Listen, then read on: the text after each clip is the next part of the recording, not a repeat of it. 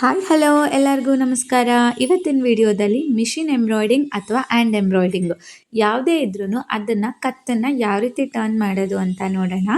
ಇದು ಬಿಗಿನರ್ಸ್ಗೆ ತುಂಬ ಹೆಲ್ಪ್ಫುಲ್ ಆಗುತ್ತೆ. ಸೊ ವಿಡಿಯೋನ ಎಲ್ಲೂ ಸ್ಕಿಪ್ ಮಾಡದೆ ಕಂಪ್ಲೀಟಾಗಿ ನೋಡಿ. ನಾನು ಲೈನಿಂಗ್ ಬಟ್ಟೆನ ಕರೆಕ್ಟ್ ಮೆಷರ್ಮೆಂಟಲ್ಲಿ ಕಟ್ ಮಾಡ್ಕೊಂಡಿದ್ದೀನಿ. ಶೋಲ್ಡರ್ ಅಗಲ ಮತ್ತು ಕಂಕ್ಳು ಬಾಡಿ ಅಗಲ ಎಲ್ಲದನ್ನು. ಆದರೆ ಕತ್ತತ್ರ ಮಾತ್ರ ನಾನು ಶೇಪ್ ತೆಗ್ದಿಲ್ಲ. ಯಾಕೆ ಅಂದರೆ ಅದು ಎಂಬ್ರಾಯ್ಡಿಂಗ್ ಆಗೋಗ್ಬಿಟ್ಟಿದೆ ಅಲ್ವಾ, ಆ ಮೆಷರ್ಮೆಂಟ್ಗೆ ನಮ್ಮದು ಕತ್ತು ಸೆಟ್ ಆಗಬೇಕು. ಮೊದಲಿಗೆ ನಾನಿಲ್ಲಿ ಅರ್ಧ ಫೋಲ್ಡ್ ಮಾಡಿಕೊಂಡು ಮಾಮೂಲಿ ಮಾರ್ಕಿಂಗ್ ಮಾಡಬೇಕಾದ್ರೆ ನಮಗೆ ಕತ್ತು ಉದ್ದ ಎಷ್ಟು ಬೇಕು, ಅಗಲ ಎಷ್ಟು ಬೇಕು ಅದನ್ನು ನಾನು ಕರೆಕ್ಟಾಗಿ ಮೆಷರ್ಮೆಂಟ್ ತೊಗೊಂಡು ಒಂದು ರೌಂಡ್ ಶೇಪ್ನ ಕೊಟ್ಕೊಂಡಿದ್ದೀನಿ. ಆನಂತರ ಅದನ್ನು ಡಾರ್ಕಾಗಿ ಕೊಟ್ಟಿರೋದ್ರಿಂದ ಹಿಂದೆಗಡೆಗೆ ಅದು ಟ್ರೇಸ್ ಕಾಣಿಸುತ್ತೆ. ಅದನ್ನು ನಾನು ಎರಡೂ ಕಡೆಗೂ ನೀಟಾಗಿ ಟ್ರೇಸ್ ಮಾಡ್ಕೊಂಡಿದ್ದೀನಿ. ಮತ್ತು ಅದಾದಮೇಲೆ ನೋಡಿ ಇಲ್ಲಿ ಇದ್ರದ್ದು ಎಂಬ್ರಾಯ್ಡಿಂಗ್ ಮಾಡಿದ್ದಾರಲ್ಲ ಮೇನ್ ಫ್ಯಾಬ್ರಿಕ್ಕು, ಅದು ಕರೆಕ್ಟಾಗಿ ಸೆಂಟರ್ಗೆ ಒಂದು ಲೈನ್ನ ಹಾಕ್ಕೊಂಡು ಕರೆಕ್ಟಾಗಿ ಅದು ಇದೆಯಾ ಅಂತ ನೋಡ್ಕೊಂಡಿದ್ದೀನಿ. ಅಕಸ್ಮಾತ್ ನಮ್ಮ ನಾರ್ಮಲ್ ಕತ್ತು ಅಳತೆಗಿಂತ ಏನಾದರೂ ನಾವು ಎಂಬ್ರಾಯ್ಡಿಂಗ್ ಮಾಡಿಸಿರೋದು ದೊಡ್ಡದಾಗಿ ಏನಾದರೂ ಬಂದಿದ್ದರೆ ನಾವು ಡಾಟ್ ಹಿಡಿತೀವಲ್ಲ ಫ್ರಂಟಲ್ಲಿ, ಆ ಥರ ಅಲ್ಲಿ ಮೇಲ್ಗಡೆ ಅಂದರೆ ನಾನು ನಾಚ್ ಹೊಡ್ಕೊಂಡಿದ್ದೀನಿ ನೋಡಿ, ಅಲ್ಲಿ ನಾವು ಒಂದು ಡಾಟ್ನ ಇಟ್ಕೊಬೇಕಾಗತ್ತೆ.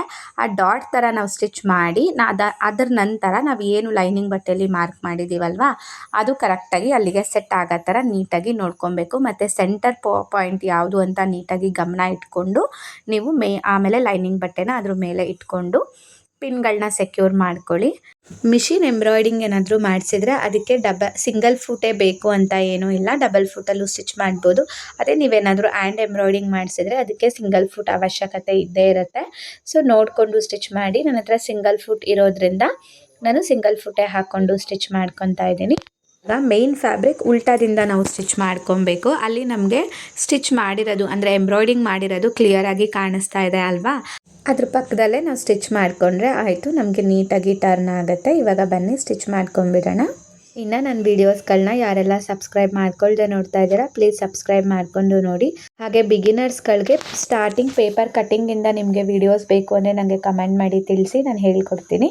ಮತ್ತು ನೋಡಿ ಇಲ್ಲಿ ಸ್ಟಿಚ್ ಆದಮೇಲೆ ನೋಡಿ ನಾನು ಏನು ಮಾರ್ಕಿಂಗ್ನ ಮಾಡ್ಕೊಂಡಿದ್ದೆ ಅದ್ರ ಪಕ್ಕದಲ್ಲೇ ಅದು ಸ್ಟಿಚ್ಚು ಹೋಗಿದೆ. ನನಗೇನು ಇಲ್ಲಿ ಅಂಥ ಡಿಫ್ರೆನ್ಸಸ್ ಏನು ಬಂದಿಲ್ಲ, ನೀವು ನೋಡ್ತಾ ಇರ್ಬೋದು. ಇವಾಗ ಒಂದು ಅರ್ಧ ಇಂಚ್ ಬಿಟ್ಟು ನಾನು ಕಟ್ ಮಾಡ್ಕೊಂಬಿಡ್ತೀನಿ.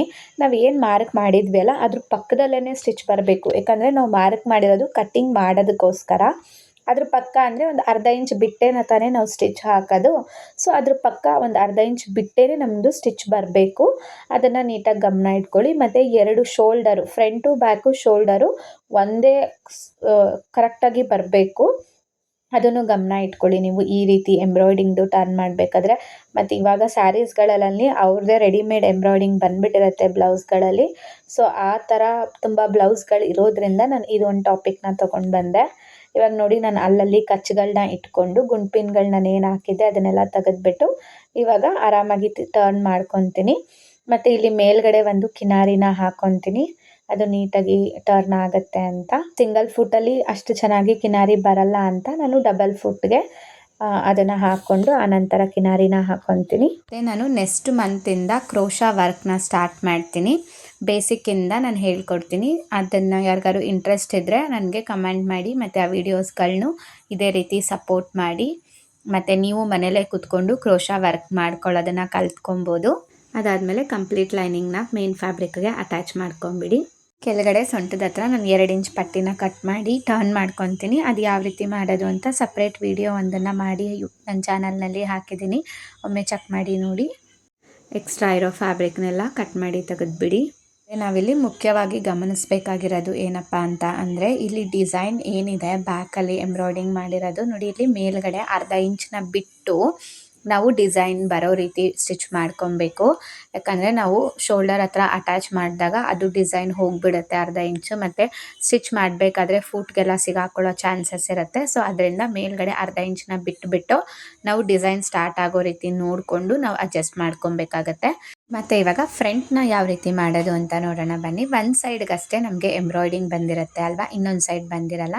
ಸೊ ಇದನ್ನು ಅಷ್ಟೇ ನಾವು ಲೈನಿಂಗ್ ಕಟ್ ಮಾಡ್ಕೊಬೇಕಾದ್ರೇ ಫ್ರಂಟು ಎಷ್ಟು ಉದ್ದ ಎಷ್ಟು ಅಗಲ ಬೇಕು ಅನ್ನೋದನ್ನು ನಾವು ಮೊದಲೇ ಕರೆಕ್ಟಾಗಿ ಮೆಷರ್ಮೆಂಟ್ ತೊಗೊಂಡು ಮಾರ್ಕ್ ಮಾಡಿಕೊಂಡು ಒಂದು ಟ್ರೇಸ್ ಮಾಡ್ಕೊಂಬಿಡಬೇಕು. ನಾವು ಎಲ್ಲಿಗೆ ಕಟ್ ಮಾಡಬೇಕು ಅನ್ನೋದು ಕರೆಕ್ಟಾಗಿ ನೋಡಿಕೊಂಡು ಒಂದು ಟ್ರೇಸ್ನ ಮಾಡ್ಕೊಂಬಿಡಬೇಕು.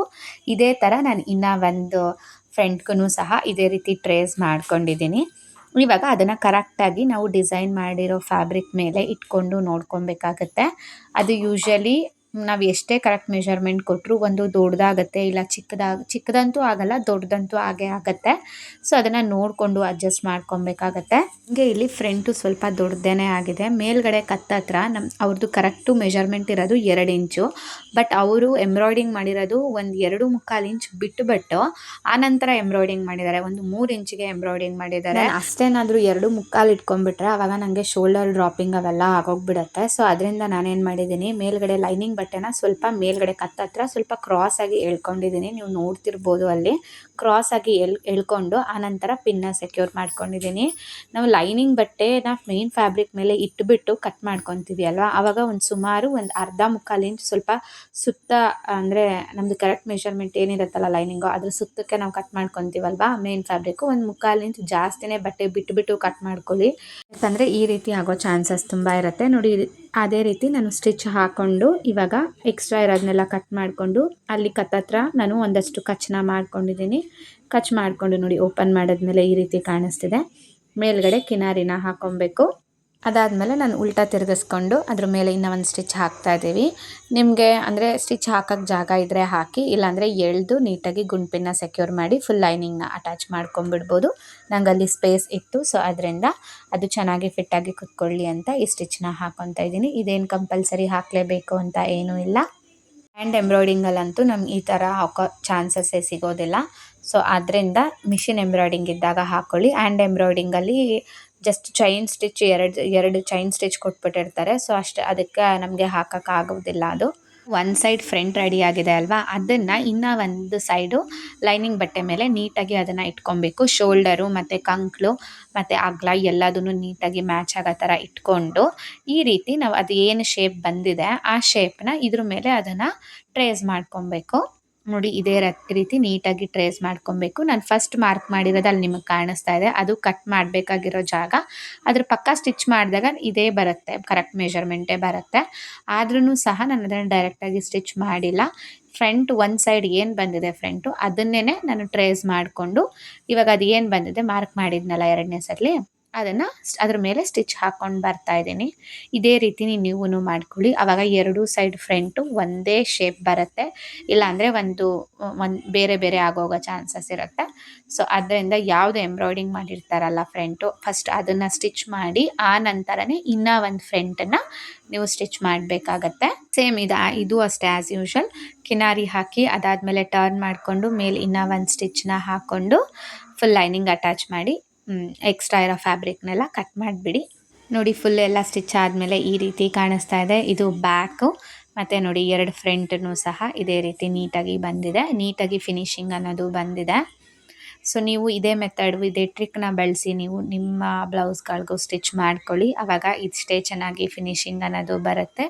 ವಿಡಿಯೋ ಇಷ್ಟ ಆಗಿದ್ದರೆ, ನಿಮಗೇನಾದರೂ ಒಂದು ಸ್ವಲ್ಪನಾದರೂ ಯೂಸ್ಫುಲ್ ಅಂತ ಅನಿಸಿದ್ರೆ ಪ್ಲೀಸ್ ಒಂದು ಲೈಕ್ ಮಾಡಿ, ಹಾಗೆ ಸಬ್ಸ್ಕ್ರೈಬ್ ಮಾಡ್ಕೊಳ್ಳಿ. ಇನ್ನು ಯಾರೆಲ್ಲ ನನ್ನ ಚಾನಲ್ನ ಸಬ್ಸ್ಕ್ರೈಬ್ ಮಾಡ್ಕೊಳ್ಳದೆ ನೋಡ್ತಿದ್ದೀರಾ ಅವರೆಲ್ಲ ಸಬ್ಸ್ಕ್ರೈಬ್ ಮಾಡ್ಕೊಳ್ಳಿ. ನಿಮ್ಮ ಅಕ್ಕಪಕ್ಕದಲ್ಲಿ ಯಾರಾದರೂ ಟೈಲರಿಂಗ್ ಕಲಿತಾ ಇದ್ದರೆ ಅವ್ರಿಗೆಲ್ಲ ಈ ವಿಡಿಯೋಸ್ಗಳನ್ನ ಶೇರ್ ಮಾಡ್ಕೊಳ್ಳಿ. ನೋಡಿ, 2 ಫ್ರಂಟನ್ನು ನೀಟಾಗಿ ಒಂದ್ರ ಮೇಲೆ ಒಂದು ಇಟ್ಟು ತೋರಿಸಿದ್ದೀನಿ ನಾನು. ಕರೆಕ್ಟ್ ಶೇಪ್ ಅನ್ನೋದು ಬಂದಿದೆ. ಬ್ಯಾಕು ಅಷ್ಟೇ, 2 ಶೋಲ್ಡರನ್ನು, ಫ್ರಂಟು ಬ್ಯಾಕು 2 ಶೋಲ್ಡರನ್ನು ಸಹ ಕರೆಕ್ಟಾಗಿ ಬಂದಿದೆ.